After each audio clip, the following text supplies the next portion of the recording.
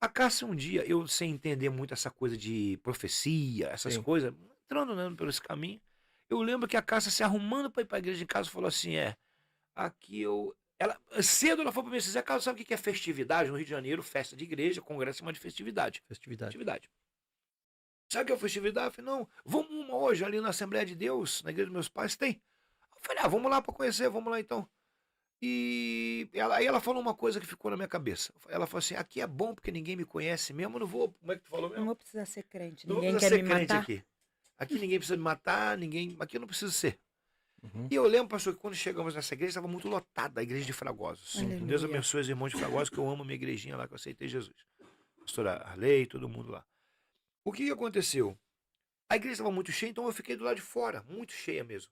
E como eu sempre fui cumpridão, porque grande é Jesus, Uhum. eu estava olhando lá na frente, e a Cássia abraçada comigo aqui, no meio daquela multidão toda na porta da igreja, e uma irmã lá na frente caiu. No Uhum. poder de Deus, podemos dizer Sim, assim. sim. E o esposo dela levantava e ela dizia assim: "Ó, me leva para fora." Eu vi que ela estava querendo sair.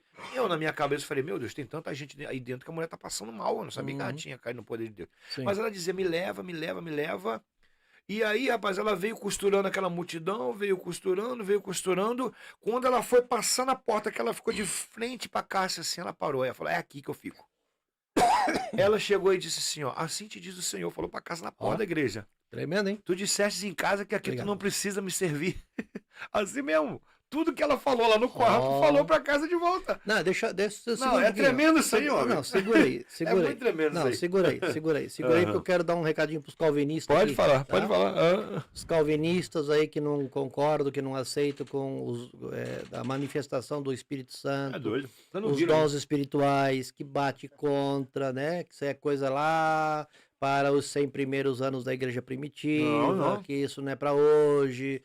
Falam contra os dons de profecia, Uhum. falam contra os dons Uhum. espirituais, certo? Tem igrejas evangélicas por aí que não aceitam essa ideia Não, pentecostal, que não isso. aceitam, tá? Escute bem. Uhum. Ei, vai querer dizer que isso aqui é coincidência agora? Aleluia. Vai É. querer dizer que isso que aconteceu agora com o pastor José na época lá no morro lá É. com o irmãozinho de É. 1,60 m lá que botou Uhum. o dedo no nariz dele e disse, Hum, assim te diz o Senhor, é aleluia. coincidência? Não.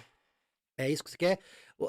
Existe pessoas, pastor, eu não sei por que que eles têm dificuldade para aceitar a manifestação do Também não Espírito sei. Santo.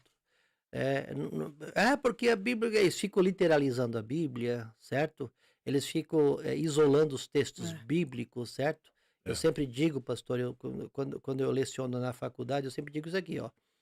Quem usa um texto sem um contexto, faz do texto um pretexto para dizer o que quer. Uhum. É. Nunca se isole um texto de um contexto. Nunca, nunca. A Bíblia se interpreta por si própria, é uma das regras básicas da hermenêutica, tá? É. Agora, essa ideia de não aceitar as manifestações do Espírito É Santo, isso aí. porque é só para aquela época, que não é para hoje e tal, certo? Pare um pouquinho para pensar. Se você não concorda, procure buscar Deus. É isso aí. Vá para a oração. Fale com o Senhor Jesus. Eu dizia hoje para um grupo, hoje não, ontem, né? Já é 10 para uma. Eu dizia para um grupo que eu estou dando aula, eu dizia assim, é, converse com Jesus como você conversa com a pessoa que você está vendo. Porque Jesus está te ouvindo, Ele é conversar, amigo, né? orar é você ser sincero para o Senhor. Orar é você conversar direto com Deus, orar é você Verdade. colocar os sentimentos da tua alma, do teu coração, as tuas mágoas, as tuas amarguras, as É. tuas angústias, colocar diante de Deus. Coloque, converse com Ele, vá para o teu quarto, fecha a porta do teu quarto, dobra o teu joelho e ali começa a conversar com Deus, vai conversando com Deus. Busque o Senhor de verdade, não faça uma reza, uma oração É isso corriqueira. aí. Busque a Deus de verdade. Vá para o jejum, vá para a oração, diga, Senhor, se realmente existem as manifestações do Espírito Santo, se realmente o Senhor fala com o homem na terra ainda através do Espírito Santo, na vida de pessoas, então fale comigo e o Senhor vai falar contigo. Amém. Amém? Isso Então aí. isso aqui não é coincidência, não.